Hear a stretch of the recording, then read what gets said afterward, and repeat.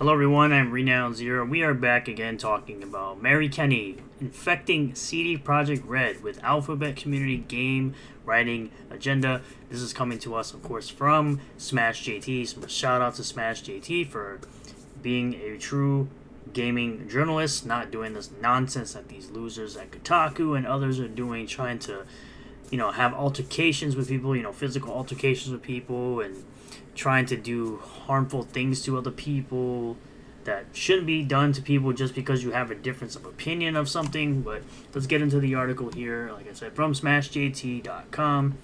This will be Mary Kenny's post. She's apparently a game writer, narrative designer, and author, saying, "Without further ado, it's time to announce my new job. Today was my first day as a senior writer at CD Projekt Red, best known for the Witcher series and Cyberpunk 2077, which they've all went in on the whole DEI and Sweet Baby Inc. nonsense, so of course it's pretty fitting."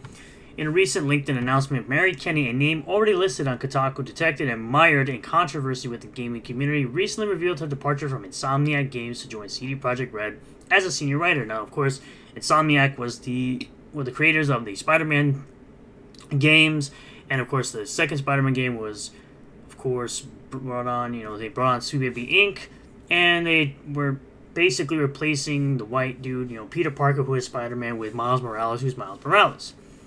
So you kind of know where this will be going. Hopefully, she doesn't affect the next Witcher game or even the next Cyberpunk game if a new one does come out. But apparently, Witcher 4 is in development. I think there's a Witcher remake of 2 or the first one in development. Her post was filled with enthusiasm. "Without further ado, it's time to announce my new job. Today was my first day as a senior writer of CD Projekt Red, best known for the Witcher series and Cyberpunk 2077. And we all know Cyberpunk 2077, I forgot to mention, really took about 3 more years extra to kind of get itself going and being well developed. I can't wait to talk more about my project. I'm thrilled to be getting back into RPGs, and my team is talented, welcoming, and just flat out cool. Here's to a new adventure," but we don't forget.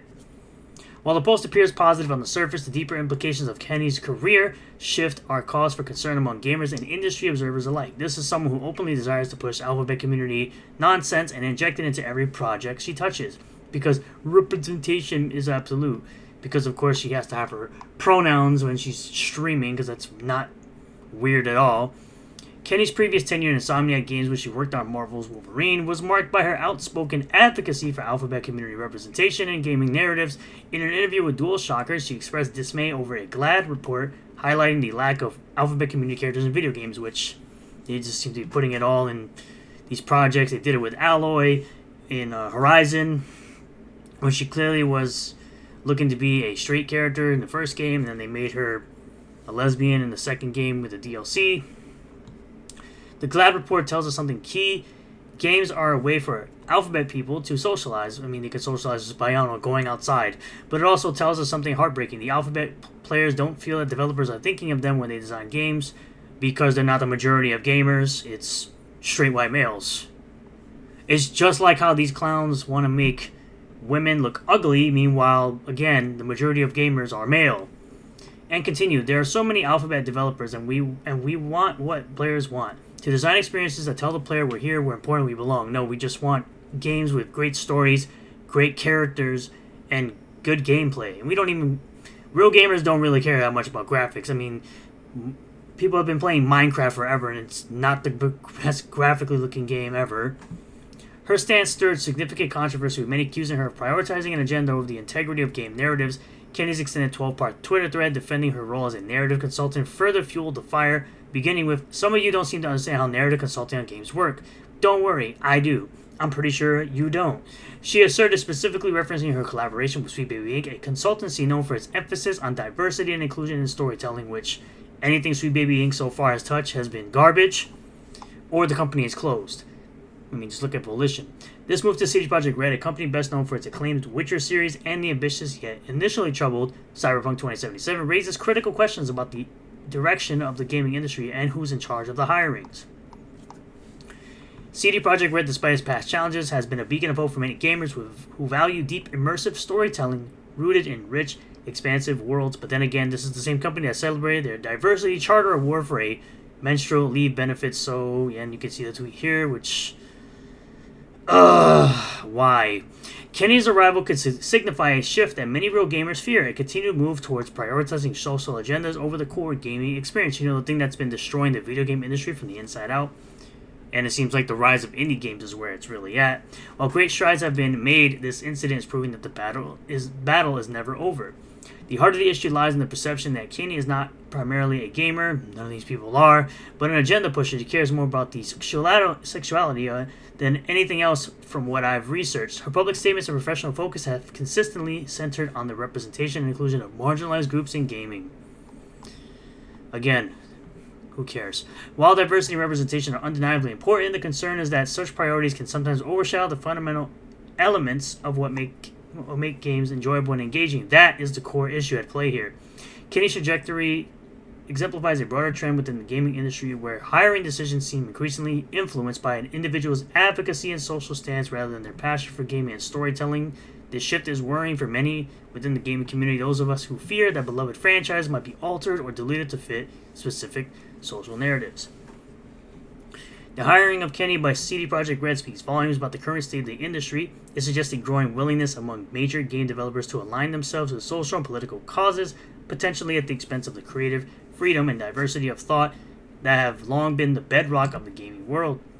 For those who cherish the rich, intricate stories and immersive worlds that games like the Witcher series have provided, this trend is alarming, to put it nicely.